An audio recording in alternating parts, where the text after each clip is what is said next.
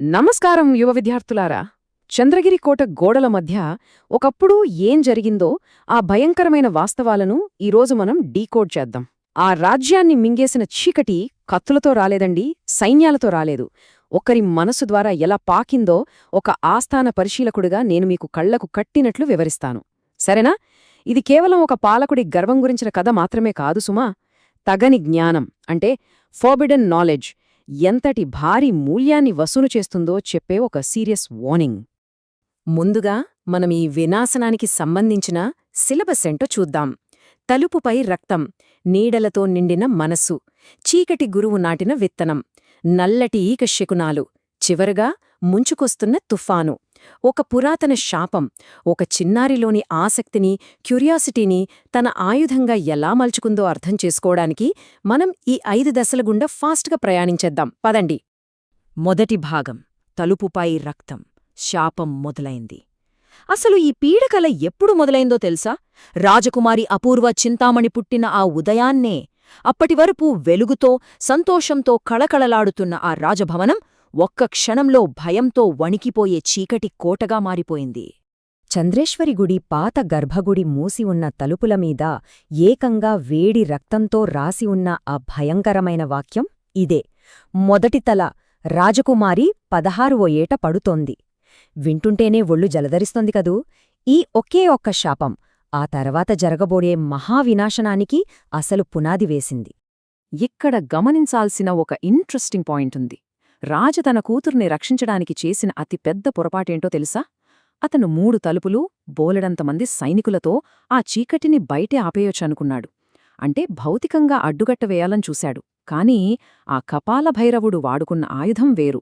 వాడు అదృశ్యంగా ఉండే ఆసక్తిని, నీడల గుసగుసలను వాడుకున్నాడు. రాజు తలుపులు మోసేలోపే ఆ చీకటి ఆ చిన్నారి మనసులోకి సైలెంట్గా జారిపోయిందని పాపం ఆయన గ్రహించలేకపోయాడు. ఇక రెండవ దశ విషయానికి వస్తే, నీడలతో నిండిన మనస్సు, తెలివి అనే భారం. సంవత్సరాలు గడిచే కొద్దీ ఆ రాజకుమారి మిగతా సాధారణ పిల్లల్లా కాకుండా తన వయసుకు మించిన ఒక రకమైన భయంకరమైన మేధస్సుతో పెరగడం మొదలుపెట్టింది. ఆమె అసాధారణ ఎదుగుదల ఎలా ఉందో చూడండి. 1వ ఏట వస్తువులను గుర్తుపట్టటం, 2వ ఏట అద్భుతంగా మాట్లాడ్డం, 3వ ఏట ఏకంగా కష్టమైన శ్లోకాలు పఠించటం. చూడ్టానికిది ఒక అద్భుతమైన వరంలాగా అనిపిస్తోంది కదూ. కానే కాదు. 5వ ఏట ఆమె బొమ్మలతో ఆడుకోవాల్సింది పోయి నీడల కదలికలతో ఆడుకోవటం మొదలుపెట్టింది. అంటే భవిష్యత్తును నాశనం చేసే ఒక పురాతనమైన, నిషేధించబడిన జ్ఞానం ఆమెలో బలంగా వేరునుకుంటోంది. ఇది వింటే నిజంగా షాకవుతారు. కేవలం 5ఏళ్ల వయసులో ఆ రాజకుమారి చీకటి గురించి ఏమని చెప్పిందో తెలుసా? చీకటి అంటే వెలుగు వెళ్ళిపోయిన చోట ఉండేది కాదు, వెలుగు ఇంకా చేరని చోట ఉండేది అని. ఒక 5ఏళ్ల పాప ఇలాంటి మాట అనడం మామూలు విషయం కాదు కదా. ఆమె మేధస్సు అప్పటికే ఈ ప్రపంచపు లోతైన రహస్యాలను ఎలా డీకోడ్ చేస్తోందో చెప్పడానికి ఇదొక బెస్ట్ ఎగ్జాంపుల్. పువ్వు తెంపిన తర్వాత కూడా అందంగా కనిపిస్తే అది బతికి ఉన్నట్టేనా? జంతువును కంట్రోల్ చేస్తే అది మన బలాన్ని సూచిస్తుందా, లేక దాని స్వేచ్ఛను లాక్కున్నట్ట? అబ్బా, ఇవి కేవలం ఒక చిన్నారి అడిగే అమాయకమైన ప్రశ్నలు ఎంతమాత్రం కావు. మానవజాతి గర్వాన్నే సవాలు చేసే ఈ మాటలు ఆమె లోపల ఉన్న ఆ చైల్డ్హుడ్ ఇన్నోసెన్స్, అంటే ఆ స్వచ్ఛత మెల్లమెల్లగా మాయమవుతోందనడానికి స్పష్టమైన సిగ్నల్స్. ఇప్పుడు 3వ భాగంలోకి వెళ్దాం. చీకటి గురువు నాటిన విత్తనం, చొరబాటు. ఎక్కడో దూరంగా ఆ నల్ల అరణ్యంలో ఉన్న ఆ కపాలభైరవుడు ఊరికే లేడు. తన రక్తయంత్రం ద్వారా ఇదంతా గమనిస్తూనే ఉన్నాడు. ఆ చిన్నారి లోపలున్న శక్తిని తను బయటి నుండి దొంగిలించలేనని, దాన్ని ఎలాగైనా ఆమె లోపలే మేల్కొలపాలని ఆ క్రూరమైన మాంత్రికుడికి బాగా తెలుసు. మరి ఆ మాంత్రికుడి మాస్టర్ ప్లాన్ ఏంతో చూద్దాం. కపాలభైరవుడు రాజభవనం, సైనికులతో ఏమాత్రం పోరాడలేదు. చాలా సింపుల్గా ఒక వృద్ధ పండితుడైన ఆచార్య వరురుచి వేషంలో ఆ కోటలోకి ఈజీగా ఎంటరైపోయాడు. ముందు దూరం నుండి గమనించడం, లోతలికొచ్చి ఒక ప్రమాదకరమైన నిజమనే విత్తనం నాటడం, ఆ తర్వాత ఒంటరితనం, గర్వం ఆ విత్తనానికి నీరు పోసి పెంచేలా చేయడం. ఇది అతని కపట వ్యూహం. ఒకరోజు గదిలో వెలుగుపడుతున్న దానికి ఆపోజిట్గా, అంటే ఎడమవైపు పడాల్సిన నీడ కాస్త కుడివైపున పడింది. అదృష్టవశాత్తు రాజభవనంలో ఉన్న ఆ వృద్ధురాలు ధూమవతి మాత్రమే ఈ అసాధారణమైన నీడను వెంటనే పసిగట్టింది. కోటలోని వెలుగును ఆ చీకటి గురువు ఎలా మ్యానిపులేట్ చేస్తున్నాడో, ఎలా తారుమారు చేస్తున్నాడో ఆమెకు స్పష్టంగా అర్థమైపోయింది. ఆ మరుసటి రోజే ఏం జరిగిందంటే, ఆ నకిలీ గురువు కొన్ని తాళపత్ర గ్రంథాలతో సహా రాత్రికి రాత్రే మాయమైపోయాడు. గది మొత్తం ఖాళీ. నేలపై మాత్రం కపాలభైరవుడి బూడిద గుర్తు దర్శనమిచ్చింది. వాడు వెళ్ళిపోయినా జరగాల్సిన నష్టం జరిగిపోయింది. ఆ చిన్నారి మనసులో ఒక చీకటి విత్తనం బలంగా నాటుకుపోయింది. అప్పట్నుండి రాజకుమారి నీడలు, అద్దాలు, అలాగే సమాధానం లేని వింత ప్రశ్నల పట్ల ఒక అబ్సెషన్ పెంచుకుంది. ఇలా మనం 4వ దశకు చేరుకున్నాం. నల్లటి ఈక శకునాలు, కన్నబడని పట్టు. రాజకుమారికి 8 వచ్చేసరికి ఆ కపాలభైరవుడు చీకటి శకునాలతో ఆమె మనసు చుట్టూ ఒక పెద్ద వల వేయడం స్టార్ట్ చేశాడు. ఆ శకునాలు ఎలాంటివో చూడండి. ఒక ఎర్రటి కళ్ల కాకి. అది సాధారణ పక్షిలా కావు కావు అని అరవలేది.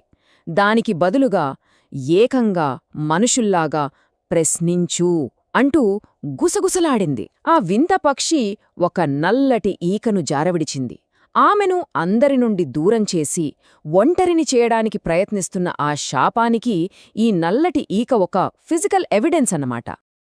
ఈ ఈక కథ ఇంతటితో అయిపోలేదు. ధూమవతి భయంతో ఆ ఈకను తీసుకెళ్లి మంటల్లో వేసినప్పుడు మంటలు నీలం రంగు నుంచి ఎరుపు, ఆ తర్వాత నల్లటి రంగుకు మారిపోయాయి. పైగా ఆ పొగలో కపాలభైరవుడి ముఖం కనిపించి ఆమెను ఎగతాళి చేసింది.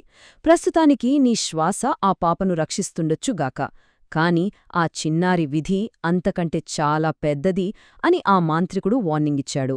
అంటే ఆ శాపం అప్పటికే ఒక అదృశ్య వలలా రాజకుమారి మనసును పూర్తిగా చుట్టుముట్టేసింది. ఇక సరిగ్గా 10వ పుట్టినరోజు నాడు చీకటి అస్సలు సిస్సలు రూపం బయటపడింది. రక్షణగా ఉన్న వెండి తాయెత్తు క్రాక్ అయింది, పగిలిపోయింది. అంతకంటే భయంకరమైన విషయమేంటంటే అద్దంలో ఉన్న రాజకుమారి ప్రతిబింబం రాజకుమారి నవ్వకముందే నవ్వింది. ఆమె ప్రశ్నలకు తానే సమాధానమని చెప్పి ఆ అద్దాన్ని పగులగొట్టింది. ఇది ఆ రాజకుమారిలో మిగిలి ఉన్న ఆఖరి స్వచ్ఛత కూడా పూర్తిగా చచ్చిపోయిందనడానికి ఒక పెద్ద సిగ్నల్. ఇక ఫైనల్ కౌంట్ డౌన్, 5వ మరియు చివరి భాగం. ముంచుకొస్తున్న తుఫాను, కదులుతున్న కాలం. ఆ రక్షకతాయెత్తు పగలడమనేది అటు భౌతిక ప్రపంచంలోనూ ఇటు ఆధ్యాత్మిక ప్రపంచంలోనూ ఒక భయంకరమైన తుఫానుకు డోర్స్ ఓపెన్ చేసింది. ఇప్పుడు ఆ కోట తలుపులు కేవలం రక్షణ కోసమే కాదు, రాబోయే వినాశనానికి సూచికలుగా మారిపోయాయి. అక్కడ ఒక కొత్త రక్తపు సందేశం కనిపించింది. ప్రశ్న పెరుగుతోంది, సమాధానాలు రక్తం కోరుతున్నాయి. వింటుంటేనే గుండె జారిపోతోంది కదూ. ఆమె పదునైన మేధస్సు ఇప్పుడు ప్రాణాంతకంగా మారుతోందని చెప్పడానికి ఇదొక భయంకరమైన అలర్ట్. ఆ తలుపుల మీద 3 హెచ్చరిక గుర్తులు కనిపించాయి. ఒక వంగిన చంద్రబింబం, ఒక నిటారైన ఖడ్గం, అలాగే ఒక రక్తపు బొట్టు.